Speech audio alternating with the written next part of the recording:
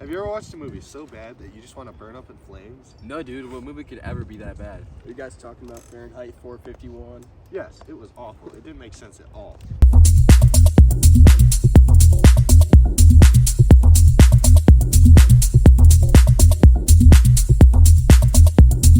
This time in Fireside Chats, we're going to be talking about Fahrenheit 451, book versus the movie. Fahrenheit 451 is a book written by Ray Bradbury in 1953. It is also a movie directed by Ramin Barani in 2018. Today, we will be comparing and contrasting the plots of these two pieces of media. We thought the movie evoked key elements that helped us understand the theme of the book. We believe the movie ignores the importance of the main theme of how our dependence on technology is not great. The first item in the book that was taken out in the movie is the Hound. The Hound is a big symbol in the book of how dependent the society is on technology. The book uses the Hound to capture people with the books. Although the movie does not have the Hound, it has Yuxi, which is an artificially intelligent camera, but it doesn't show them the same dependence and control of society that the Hound symbolized. The Hound showed how the government used fear to keep people under control and the consequences of having the books. The second part of the movie that we found hard to understand is why books were so bad. The book tells us, you must understand that our civilization is so vast that we can't have our minorities upset and stirred. This quote helps understand why they believe books are bad and why the government believes the world is better without them. There are also times when Montag talks to people who remember the times before the books were banned, which helps to show the harsh transitions to a conforming society with the universal ideas.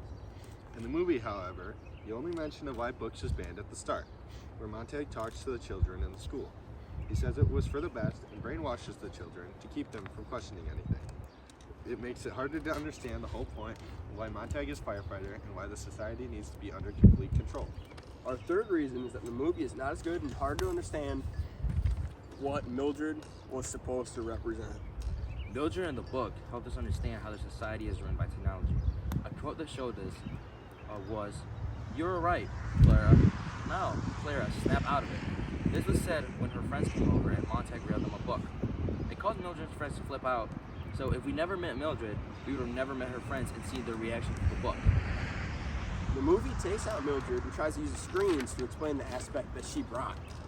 The screens are always in view of the citizens that use it to tell all the news and information, so people don't know anything else. People are always active in the media, and it shows how out of touch they are with the world. With these changes, the movie strays too far off of the original theme, where our dependence on technology is not good, and it loses the point. Without the Hound, Mildred, or events that show why the books were banned, it is harder to understand the theme. This is why we thought the book was better than the movie, since it went more in depth and had more important characters to help explain the story.